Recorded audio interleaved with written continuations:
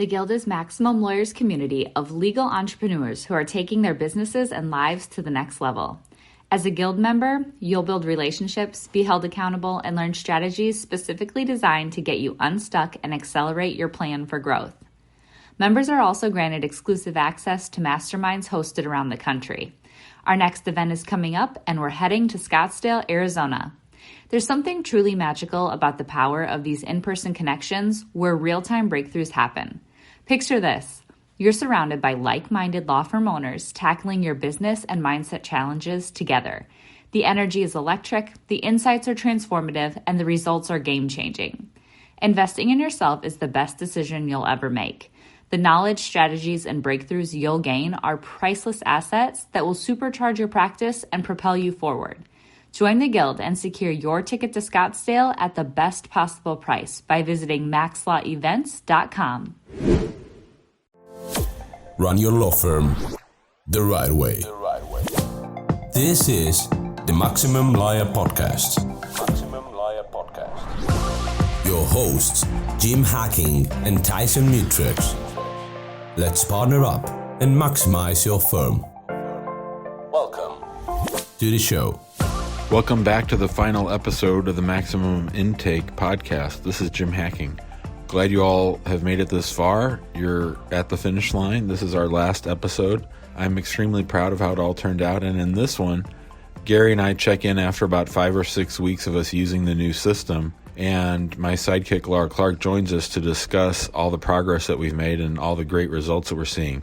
Calls are up. Consults are down. We're not doing any more consults. We're not charging $100. And we're signing up more cases at a faster rate. The time between when someone first contacts us and signs up as a case are higher. And we're spending about 55-60% less lawyer time on the calls. So we view it as a smashing success.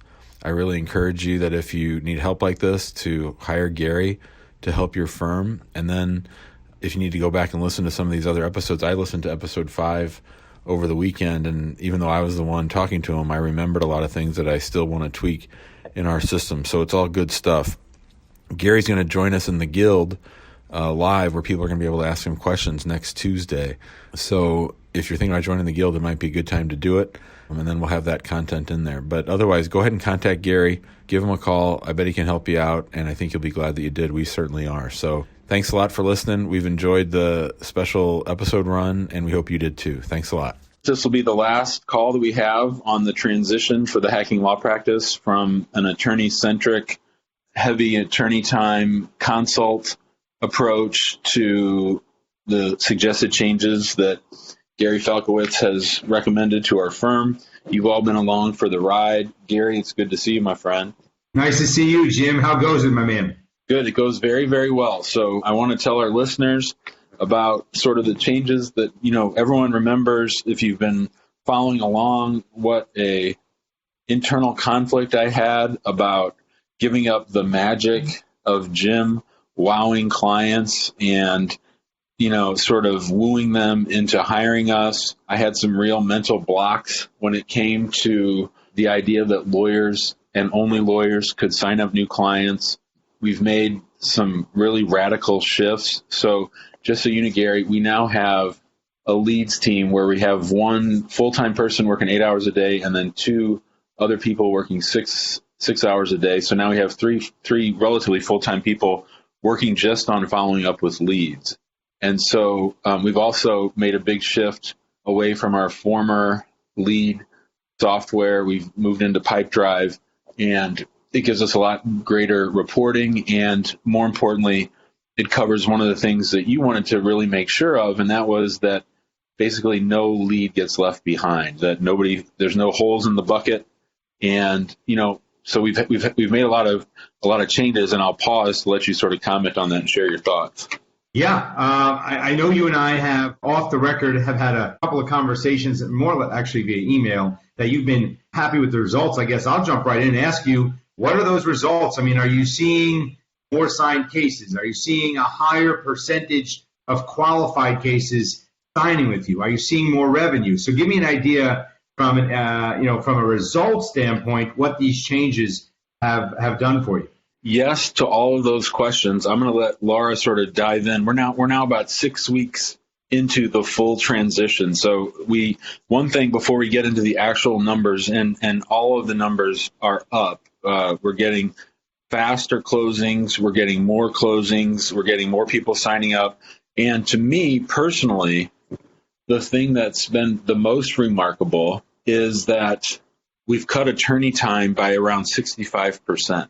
So before, you'll recall that we were charging people $100 for this half hour of time. And, our calls have gotten much quicker.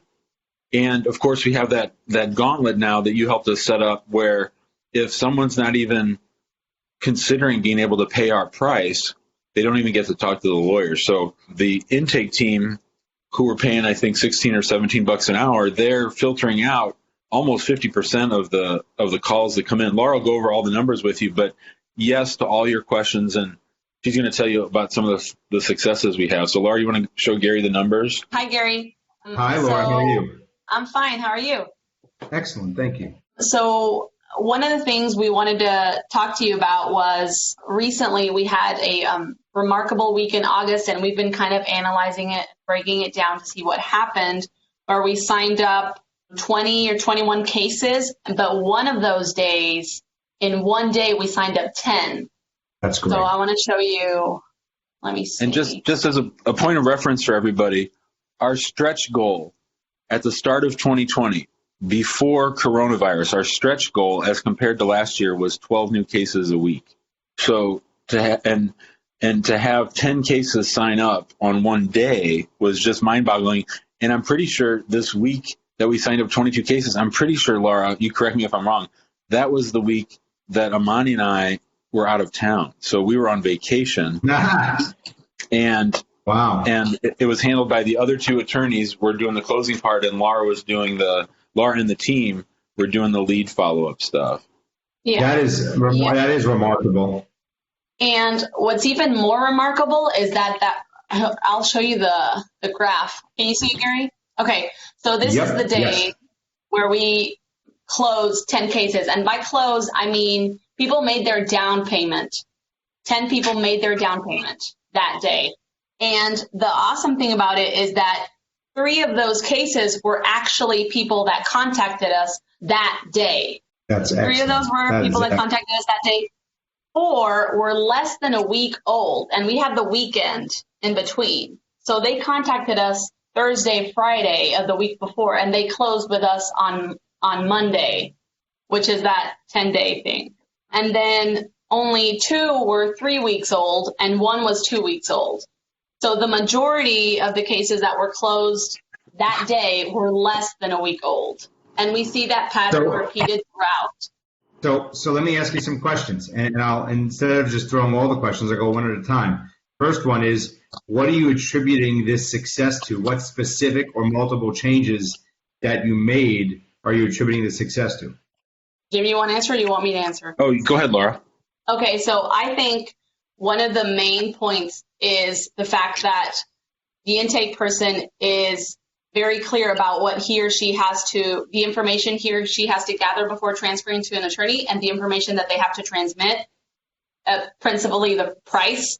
And then the attorney is also clear that if the person seems ready to go, you send the contract right off the bat. And also, communication between the 3 units of our team, that's also the in-house bookkeeper, has been pretty streamlined. So the bookkeeper was actually invoicing people at 9 p.m., and people were just paid.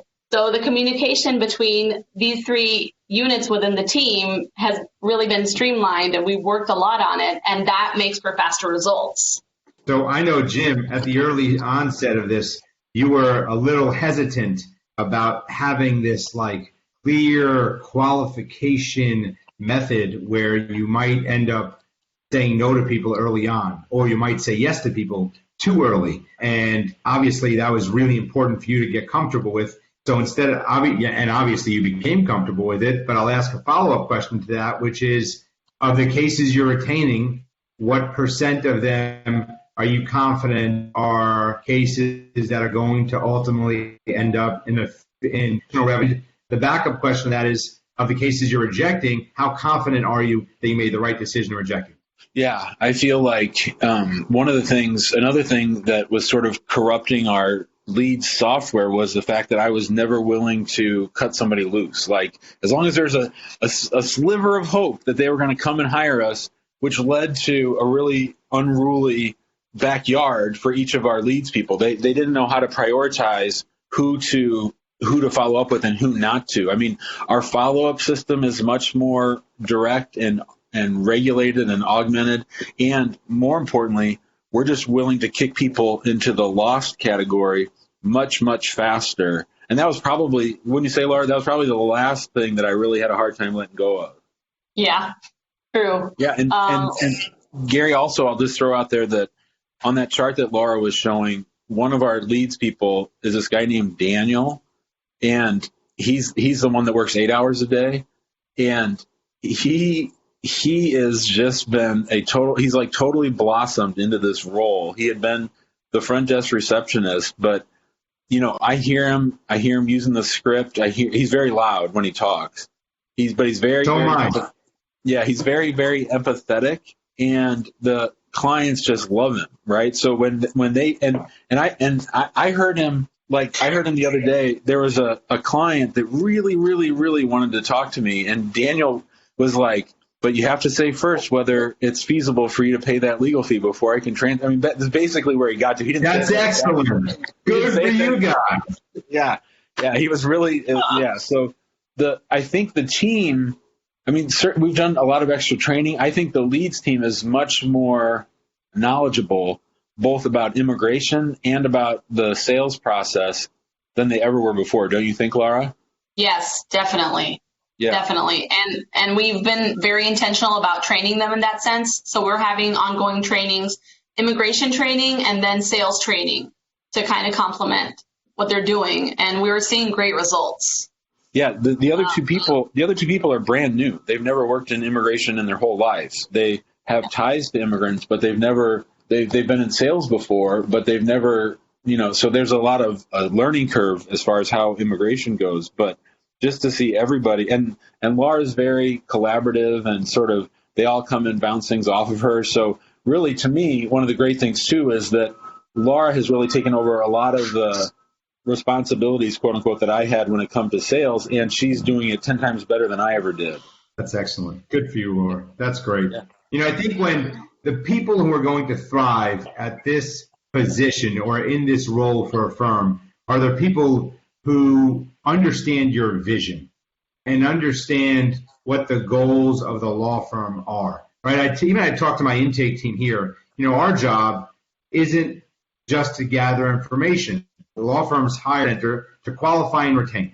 And if it doesn't qualify, move on. If it qualifies, make sure you convey urgency, make sure you convey interest, make sure you convey reassurance, and let's get that case retained. Make sure they understand there's no money up front for personal injury law firms. So I think the people that thrive are the people that understand what the vision is. And I'm glad, I got to tell you, you're making my day, my week. I knew that this was going to happen. I didn't know how quickly, I didn't know how much, but you had to believe in it. You had to be flexible. You had to take a chance on additional follow-up, on cutting loose earlier on qualifying earlier on trying to get a case signed faster. Because at the end of the day, Jim, and I'll just end with this, whether you know it or like it or appreciate it or not, every day there's someone coming in and competing with you. And no matter what you do, I don't care if you sell mouse pads, I don't care if you sell legal service. If you think you're the only game in town, you're bound to lose. And I think that's the mentality we have to win, which is to understand that someone will take our spot if we leave an opening. Yeah, I appreciate that. And I think you're right. And one of the things that really I got a kick out of the other day, so, the lawyers, as I said, their time involved in this has been cut down a lot. And they do keep trying to seep back into their old ways. And they keep coming to me and saying, hey, Jim, let's have the intake person also ask them what country they're from. Or, hey, Jim, let's have the intake person. What was the one yesterday, Laura? It was something they wanted a whole, they wanted the leads team to get the full address from every lead, as opposed to just getting the full address from the people that actually sign up. And so in my mind, I just giggled and I say to myself, what would Gary say about that? And I just channel my Gary, and I'm like, nope, we're not doing that. And I'm much more direct about it, aren't I, Laura, than I used to be? Like, no, we're not adding shit. We're not making it more complicated. It's all about speed. If it slows things down, we're not doing it. I love that. Yep. That's excellent.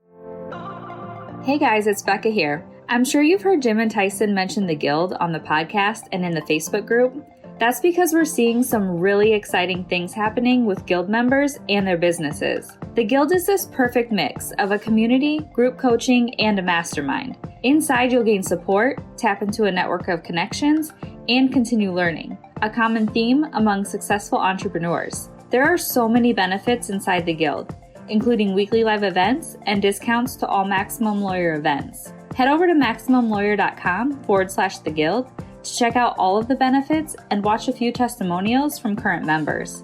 Investing in a community is like the self-care of business ownership. Being in a community with other people who get it is crucial when you're creating a rock-solid foundation to build your business on, one that's strong enough to withstand setbacks, transitions, and growth. So head to MaximumLawyer.com and click on the Guild page to join us. Now, let's get back to the episode. Because as great of a guy as you are, and as amazing of a service that you offer, and I mean both those things very sincerely, you're still running a business, and you're still paying people, and you still need them to provide.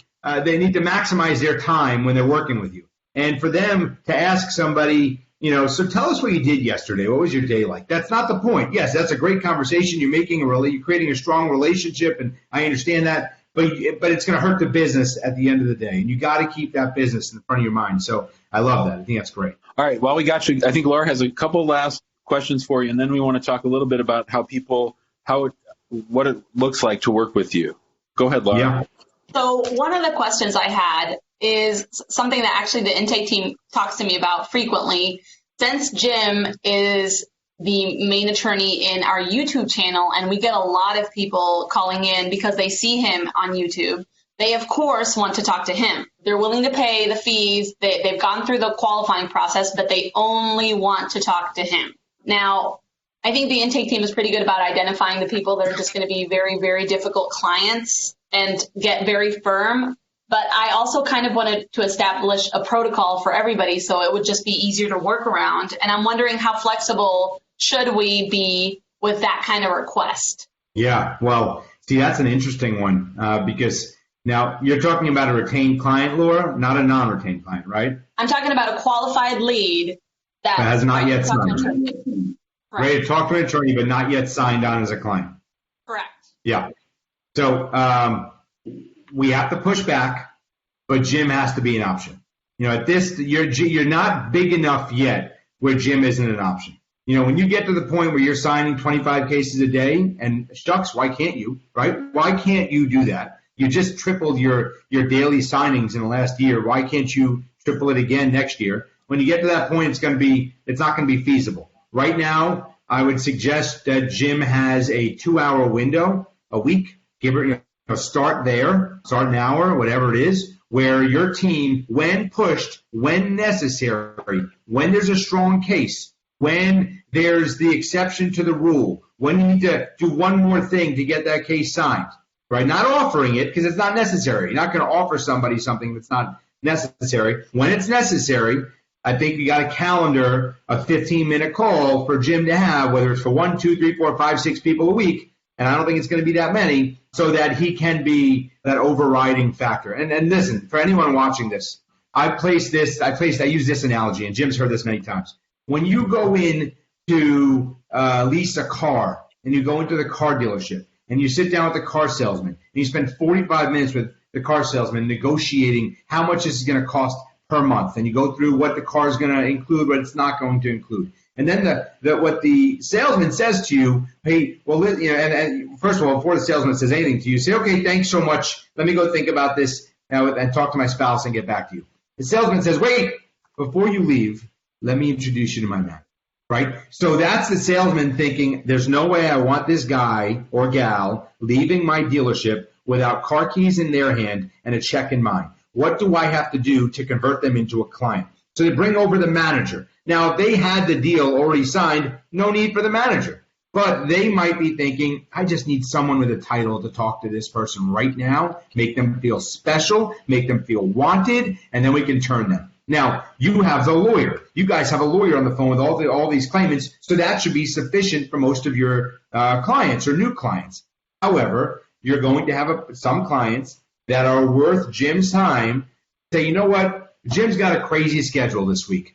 But because your case qualifies and because Jim likes to speak with his clients, I think I can find 15 minutes tomorrow at 3 o'clock or 15 minutes today, obviously preferably the same day. I never want them waiting. Or 15 minutes right now. Let me go see if he's around right now. And I think Jim has to make himself available X amount of minutes a week or a day for those calls because you don't want to lose those clients. Yeah, I think that's a good balance point. Yeah. What else you got for me, Laura? I also wanted to ask you, since sometimes we have people calling in that are not really sure what they want or why. I mean, they're sure that they need help, immigration help, but they're not sure about what to do or there are many options. And I've had to take some calls this week because Daniel is out. So I've been talking to a lot of them, and I realized that sometimes a lot of the problems stem from the client or the prospective new client taking control of the call and just kind of spazzing out. What I've been doing, and I'm not sure, I mean, it's worked, but I'm not sure if this would translate to the rest of the team, is after I've listened to them a little bit, it's like, okay, here's what I'm going to do. I'm going to call you tomorrow. You said you needed to check with your spouse or fiance or whatever.